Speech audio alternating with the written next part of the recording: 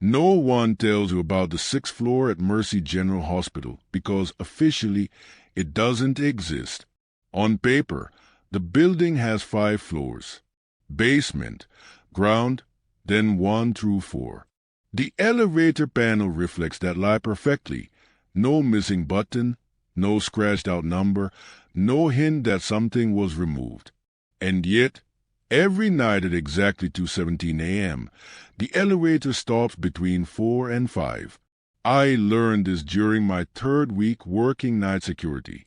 Mercy General sits on the edge of a dying Midwestern town, its brick walls stained dark by decades of rain and regret. During the day, it's busy, doctors rushing, patients complaining, families arguing in whispers. But at night, the building becomes something else. The lights dim, footsteps echo you loudly, and the air feels heavier, like the hospital itself is holding its breath. I was assigned to night patrol because I needed the money and didn't ask questions. That was my first mistake. The second mistake was riding the elevator alone. At 2:14 a.m., I stepped inside with a cup of bad coffee and pressed 4. The doors closed with a tired metallic sigh. As the elevator ascended, the lights flickered, not unusual in this place. But at 2:17, the elevator shuddered. It slowed, then stopped. The digital display glitched, flashing between numbers that made no sense. 5, blank, 6, blank, before settling on nothing at all. The doors slid open. I expected to see a wall or a dark shaft. Instead, I saw a hallway. It looked like the rest of the hospital, but wrong in ways that made my stomach twist. The walls were a sickly yellow instead of white, peeling as if burned by something corrosive. The fluorescent lights buzzed softly, flickering out of sync, casting long, trembling shadows. And the air smelled like antiseptic layered over rot. I didn't step out. I stood frozen, heart pounding, staring at a place that shouldn't be there. Then I heard footsteps, slow, barely audible, coming from deep within the hallway. I slammed the door close button. Nothing happened. The footsteps grew closer. I hit every button on the panel, panic rising. Still nothing. The elevator doors stayed open, inviting me into that hallway like a mouth waiting to swallow. Then a voice spoke. Security. It was weak, female, familiar. Is someone there? I recognized the voice instantly. It belonged to Emily Carter. Emily had died 2 weeks earlier. She'd been a patient on the oncology ward, late-stage cancer. I'd seen her wheeled past my desk dozens of times, pale but smiling, always thanking everyone like she didn't want to be a burden. Her chart said she flatlined at 3:06 a.m., and now she was calling to me from a floor that didn't exist. The elevator doors slammed shut on their own.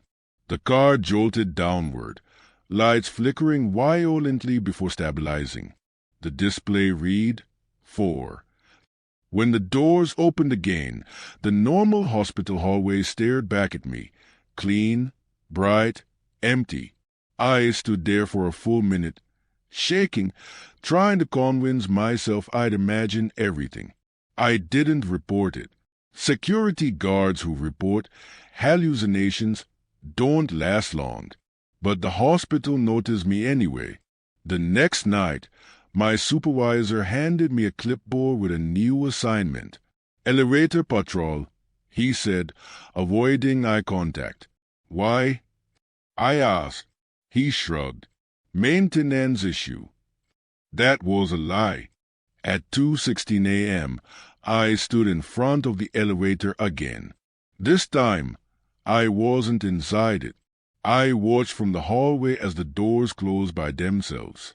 The elevator went up. The display flickered. At 2:17, the car stopped, and the doors opened to nothing. Just empty air beyond the threshold, like the hallway itself had been erased. Then, slowly, the hallway faded back into existence. This time, I saw more. Doors lined the corridor, each marked with faded room numbers. 601, 602, 603. At the far end stood a nurse. Her uniform was outdated, decades old, and stained dark at the hem. Her head hung at an unnatural angle, neck bent slightly too far to the side. She raised her face. Her eyes were completely black. "You are late," she said. The elevator doors closed again. The next morning, I finally did what I should have done earlier. I went to the records room. Hospitals never truly delete things. They bury them. It took hours of digging through microfilm and old incident reports, but eventually I found it. Fire 1987. A short electrical blaze on the 6th floor. Official reports claimed no casualties, but internal memos told a different story. The fire suppression system failed. Smoke filled the floor within minutes.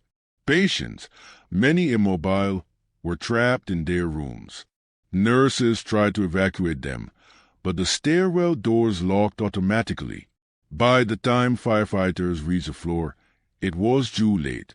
37 patients, 4 nurses, 1 security guard. The floor was sealed off, walled up, removed from blueprints. The hospital was renovated, and the 6th floor was forgotten. Or so they thought. I read the last incident report twice. Note: unexplained elevator malfunctions persist.